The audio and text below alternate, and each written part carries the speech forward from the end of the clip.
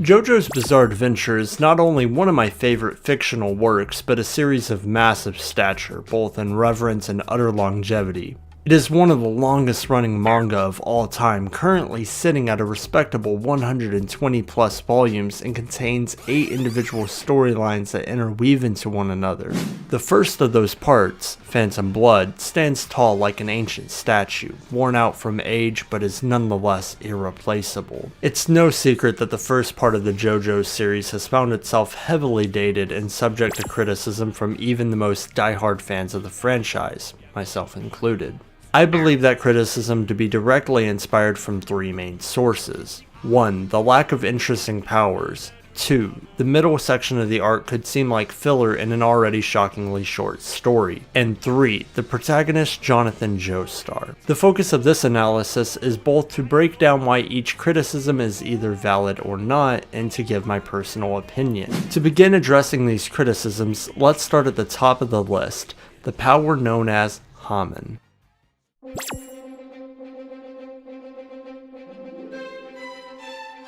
Hamon by all means is an okay power. There's nothing particularly bad about Hamon, and it was later greatly improved upon. However, I struggle to claim it as anything more than a typical shonen power as of Phantom Blood. Not to say that the series makes the most sense in the world, it is a bizarre adventure after all, but Hamon can do damn near anything if called upon with few universal laws. This may sound like a good thing for a series attempting to be bizarre, but hear me out. Apparently, a special form of breathing and rhythm grants you the energy of the sun, which includes dislocating your shoulder, running on water, and killing vampires. I know that's a lot said with few words, but Phantom Blood doesn't contextualize the abilities of Hamon with much more detail. Because of this, Hamon finds itself in this weird and indistinguishable place between 2 different issues. Firstly, it's messy in construct with a lack of detail. It's not complex enough in rules or established concepts, only achieving a mess of random abilities. We don't know why these elements form together, just that they do. Some aspects of the power are simple enough to put together. The energy of the sun kills vampires? Okay, well that makes sense in context of pop culture, but how does the act of breathing and rhythm relate to the ability of dislocating your arm for a quote-unquote zoom punch? The best answer we can decipher is that breathing and rhythm lets you use the power of the sun, which is life energy that grants you an assortment of abilities. How that power correlates to the abilities themselves, now that's completely up in the air 90% of the time.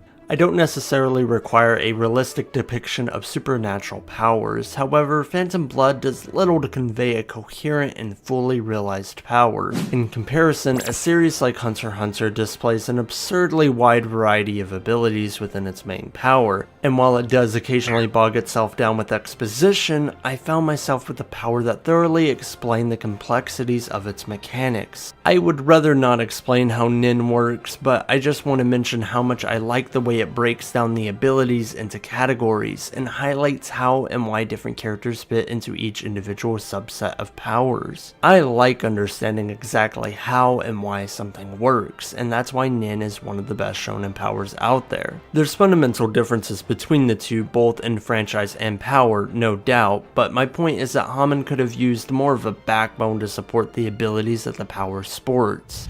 As for the other issue, Hamon has a lack of interesting ideas despite being so freeform with a lot of room to experiment.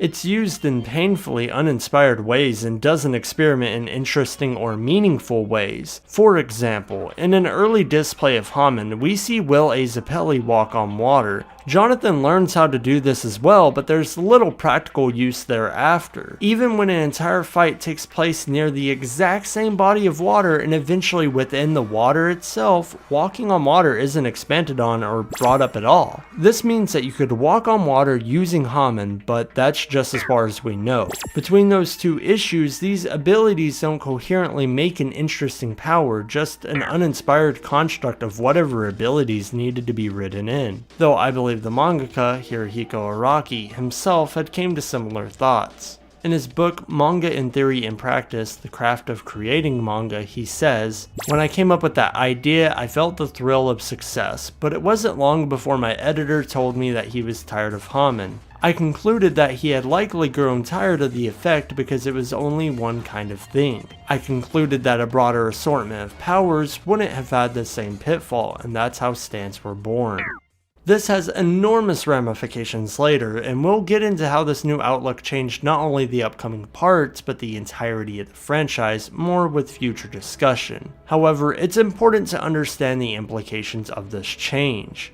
Pushed by his editor to change the main power of JoJo, he himself reflected upon the limited pool of ideas he had. I feel this was the ultimate nail in the coffin for why Hamon was just not that great of a power. Not only would Araki never find complete satisfaction with Hamon, he outright threw it in that very coffin. If I were to give any counter argument in favor of giving Hamon a little slack, it's to throw the criticism onto the way combat was often portrayed in shonen battle manga during the 80s. While there are a few exceptions, the general commonality between these fights were mere punching over and over until one beat the other. Don't get me wrong, it's more than possible for a to-the-point fistfight to stand out, but the fights on display here are mostly devoid of such. Action scenes of someone beating the opposing force by repetitive punches were common at the time, but in JoJo's case, this lackluster take on character conflict shows its age quite poorly, the exceptions being the three main fights with Dio, in which the drama took center stage. During and after the turn of the century, shonen battle manga had more series showcasing dynamic and strategic battle mechanics. In fact, in the 90s, JoJo would become a precursor for these very elements, and is currently one of the best examples of how to write complex and layered battles. While it would take until the next entry of JoJo for Araki's sense of battle to blossom, the seeds were definitely planted as early as part 1, they're just hard to see.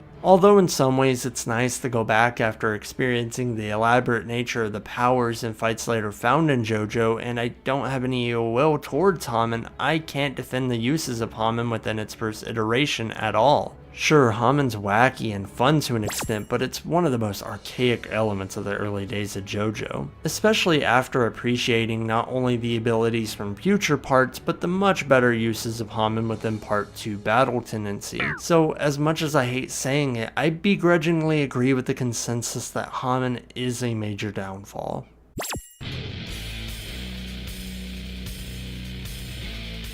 These issues concerning Hamon tie into one of the other general criticisms as well, as we're introduced to it around the middle section of Phantom Blood, which, generally speaking, is typically regarded as not all that great. When talking about why this is such a common opinion, we need to first backtrack and contextualize where JoJo starts and how its early story affects the rest of the experience, because the first two volumes are, without a doubt, building up a singular narrative and emotional core. Even more so, these volumes develop the relationship between the hero Jonathan and the villain Dio. Often I hear this as the greatest strength of Phantom Blood, and style aside, I wholeheartedly agree. While I don't particularly love the main character, what makes the first volume so enjoyable is the pure contrast between the two rivals. The cruel and evil but cunning nature of Dio is what gives the story and Jonathan's dilemma weight. The audience does not like nor follow Jonathan exclusively because of his own merits. We care because this bastard force-kissed Jonathan's girl, burned Danny alive, and killed the George Joestar.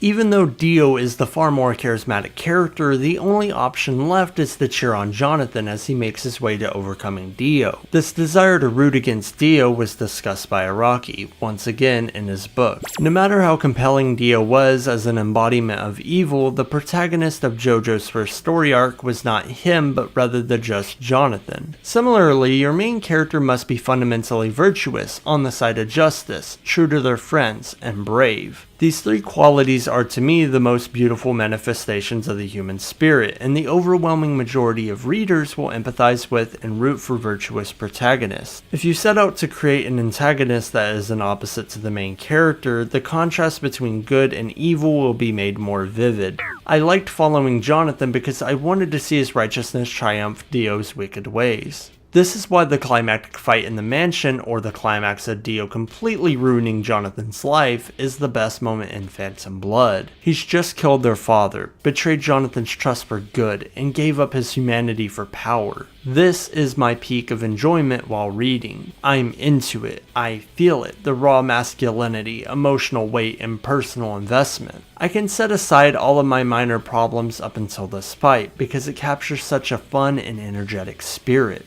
It is because of Dio's villainy I feel this way. Another essential element to their relationship, and thus the first 2 volumes, is the literal transformation of Dio. Albeit not extremely layered, Araki did an incredible job of giving him just the right amount of power at the perfect moment. In youth, Dio was not significantly stronger, only beating Jonathan by playing dirty, and even in their late teens they're shown to be complete equals until Dio uses the mask to become a vampire. The only things that led Dio to superiority was his ability to play dirty and his drive to reach that superiority. During an explanation of how to write character arcs in his book, Araki sums up Dio's progression quite well. Dio also moves in a rising direction, like Jonathan. Dio accepts and embraces his evil nature and follows his dark path without hesitation. In other words, both Jonathan and Dio are living life with everything they've got, and both always maintain a rising personal arc. The violent clashes between those rising forces of good and evil form the basis of the JoJo's series, and though the heroes and villains are always changing, that foundation has remained from part 1 all the way to today. In this, Araki uses an interesting way of escalating the power scale by paralleling his character to his rise of power. It is only by the unforgivable deed of killing Jonathan's father, his own adoptive father, and using the literal blood of George Joestar that he obtains his unholy vampiric nature and what he so desires. The sharp increase of strength is scarcely befitting of his character, and is the reason for why his newfound vampire form is even more worth rooting against than his prior self. So, least to say, after an exhilarating, albeit somewhat rushed, 2 volumes, there's a gap that comes in between me and JoJo. When it's done and over, Dio's gone for most of the remaining time until the last volume. This leads to the middle portion where we learn about Hamon, meet a new character, and spend a while watching JoJo fight a couple of zombie knights from the past. I don't even have that much to say about these volumes themselves, good or bad, though I firmly believe there's a hollowness left in Dio's void. However, the upside of the second act is Jonathan's mentor, Will A. Zappelli, and for how uninteresting Hamon and the zombie knights are, he gives me plenty of reason to not skip ahead. Araki mentions Zappelli's off-the-wall personality in JoJonium Volume 2, saying, "I like teachers who are silly and make you wonder whether or not they're missing a screw up there. Like in Jackie Chan movies, the master's always a drunkard, so how can he be so strong? Same thing in The Karate Kid. Their outside appearance may be a little off, but it's what's underneath that is deserving of respect. These characters have charm because of the gap between their exterior and interior, and because you can't judge them by their covers. Mr. Zappelli may look weak at first glance, but he's actually strong, even though I dressed him like a magician and gave him the mustache of a snake oil salesman." Zappelli is an overly serious personality pushed so far that it becomes comical. The way he karate chops a frog or tiptoes on water isn't meant to be funny from his perspective, and nothing could be more serious to him. He takes everything in an earnest way, but he's unknowingly the most fun personality around. While Speedwagon memes are great and his charisma is likable, Zappelli takes the cake for me in the long run. And obviously, not being a character driven by only comedy, Zappelli does have more to offer. In particular, I feel as though he's Araki's first true success in terms of conveying a meaningful character arc. Rather than learning everything about Zappelli mere moments before his fate, we're brought up to understand his disposition through fairly well-placed snippets of his past. This way, when he eventually dies, it feels justified and planned. Considering his death was a matter of fate, it was a smart choice for Araki to progressively give us information in 3 segments that build up to his demise. First, an establishment of Zappelli's emotional motivation for wanting to destroy the stone mask, then how he learned of and started using Hamon, and finally what his fate would shortly become. Soon after, he dies saving Jonathan, and his fate and character arc come into fulfillment. I personally love what Zappelli's death symbolizes. He is not the protagonist, nor is he the one that would ever defeat Dio or the stone mask. He accepts his fate nonetheless as a piece of the greater whole that would end this bloody cycle and carves the way for Jonathan.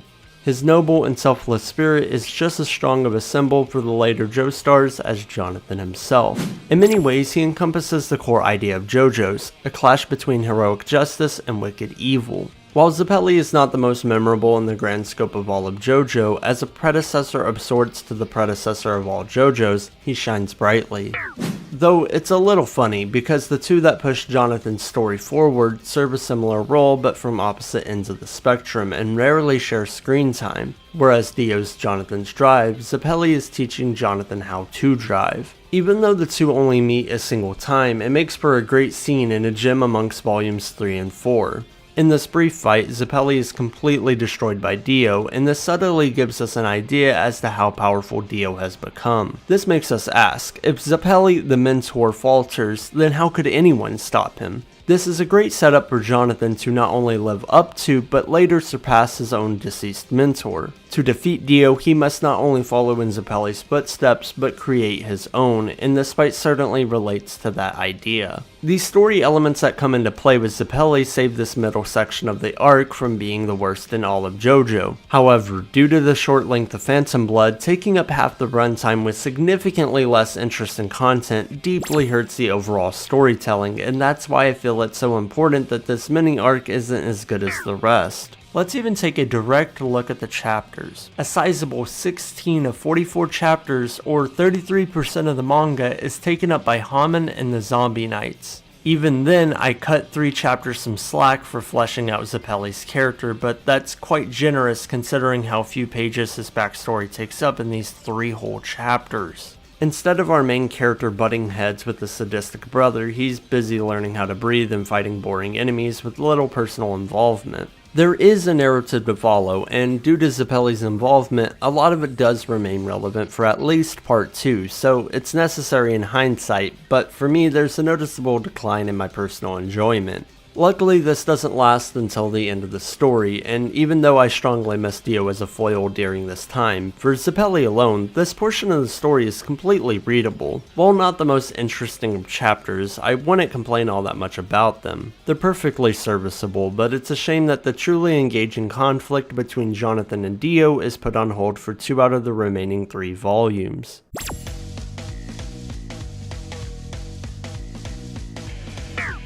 Of course, this relates to how Jonathan functions as well, considering his adversary is not present during this time. Ultimately, this leads me to round out the cast, and as for the last popular criticism, I want to talk more specifically about Jonathan Joestar. From chapter 1, it's evidently clear that Jonathan's main characterization and focal point is to be as gentlemanly as possible. Rarely does he do anything that would tip the scale of morality. He's a man of ideals that could never be called into questioning. Even when faced against most ruthless of souls, he finds a way to take the higher ground. While there's nothing inherently bad about having a protagonist that is such a gentleman or someone to always root for, Jonathan's not all that interesting on his own. Compare him to his rival. Dio is a villain without much redemption, but when we take into consideration of what we know of Dio, we have a clear picture of who he is and how that sets him apart from just any other evil fiend. After living such a horrible life, he desires to be rich and powerful, and he's willing to play dirty to get what he wants, but succumbs to anger when things don't go his way. He even ashamedly drinks in the same way his father once did, despite the hatred he harbors towards his father's alcoholism.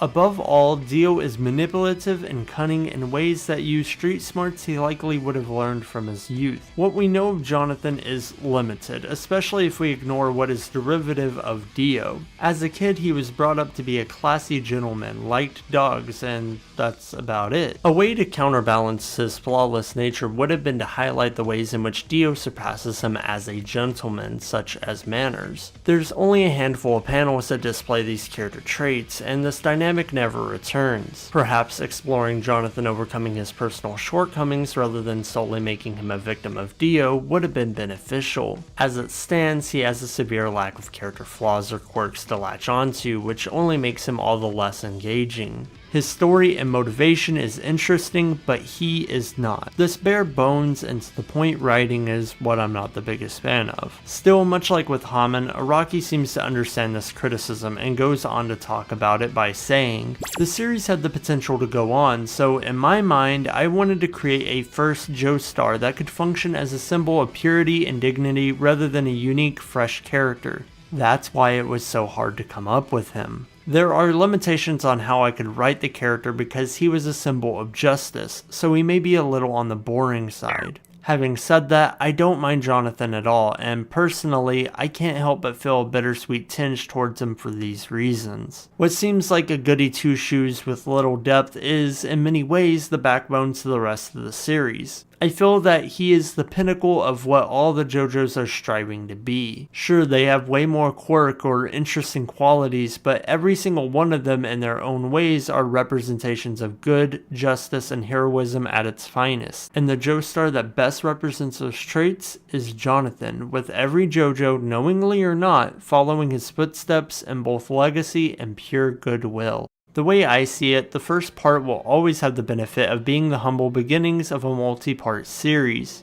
This means many things can be overlooked in favor of the overarching purpose, including Jonathan. When I look at him, I see the origin of the entire Joestar bloodline. In a way, I don't feel like it matters whether he's bland or complex. Contextualizing him as the ancestor to the following main characters makes him seem more like a faint myth of another time, and that's an underlying tragedy. Most of his descendants seem to know of him, but not a single one knows him. Although he may be briefly mentioned by his descendants when relevant, as the series goes on, his presence becomes weaker and weaker. This seems sad, but the fact remains that none of the series could have been without what was. JoJo's is a series that actively builds on past legacies, and the foundation was both Phantom Blood and Jonathan's sacrifice. This deep understanding is what turns a mere shonen protagonist into a character worth cherishing. For the last quote I'll be using, I want this one to sink into you. Offering one's own life to save another may seem on the surface a terrible, negative-oriented development, but it also can be a positive, happy ending. When Jonathan dies in order to save his beloved wife and child at the end of JoJo's first story arc, that is a bending of the always stay positive rule. Killing off the protagonist is about as negative as a negative can be and is unthinkable in a shonen manga, but I sense that in order for the Joestar family noble lineage to be passed down,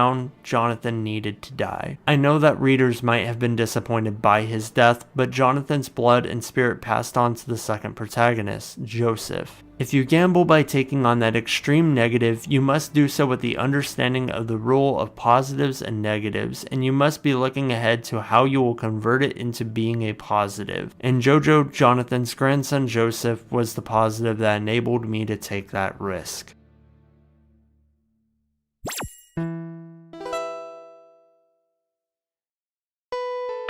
However, with that all said, I do agree with the general criticisms I've mentioned. Hamon is messy, the middle section of the manga is a bit lackluster, and Jonathan is a little flat. But with all these criticisms addressed, this begs the question, what does Phantom Blood have to offer for this series despite its numerous flaws? To me, I believe that the core appeal of JoJo's has and always will be the absurdity of the characters and artwork. On paper, the story is not what sold me on the series, it's the overly flamboyant and exaggerated flair that made it so easy for me to find myself absorbed in the hyper-dramatic narrative. It's nearly impossible to explain why someone might find themselves so deeply in love with JoJo without mentioning the style. I'm not just referring to the unimaginable poses or flashy colors that come to mind either. The dialogue is exuberant, character expressions are extreme, and there's ample amounts of personality spewing forth from the pages. Every single one of those elements is still ever present in the manga over 100 volumes later and have only grown more extraordinary over that time.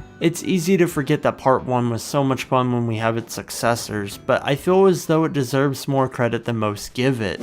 I may critique it a lot, but that's because I dearly love the franchise as a whole, and yes, I agree that it is nowhere near as good as what Araki would later create, but I still find myself fondly thinking about when things were simpler. Phantom Blood may not be the peak of JoJo, but most of the basic qualities I love about the series can be found within its crevices. There's a lot to like within it, especially in the grand scheme of JoJo. As I alluded to earlier, my favorite thing about part 1 is the role it serves in the overarching narrative of JoJo. As an origin point, the fate of these characters have more weight than it would otherwise. There's a sense of destiny that looms over the rest of the franchise, and I strongly feel that the war between Jonathan and Dio is the one that established this running thread of fate in the Joestar bloodline. I feel nearly sorrowful when anyone skips to a later part because they heard that Phantom Blood wasn't up to snuff. Jonathan's story may have been cut short, but the tragedy of his fruitless end is what gave weight to many of the future conflicts. In conclusion to this analysis, and to answer the question in short, Phantom Blood adds a lot to the series despite all the complaints I have. I still love it for everything that it is, and I have a hard time imagining what the franchise would be without it. Hell, it carved the pathway for my favorite series. How could I not love it?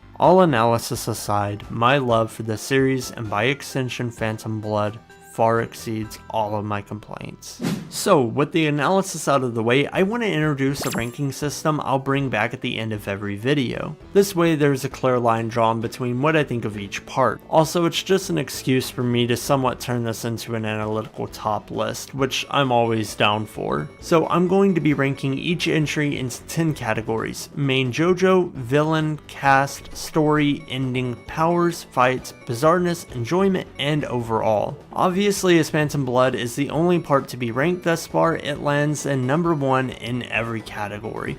Oh, how I wish I could say that way. Alright, well that's my time. If you want to follow me anywhere else, I have links in the description of my Twitter, Kitu, and my anime list accounts.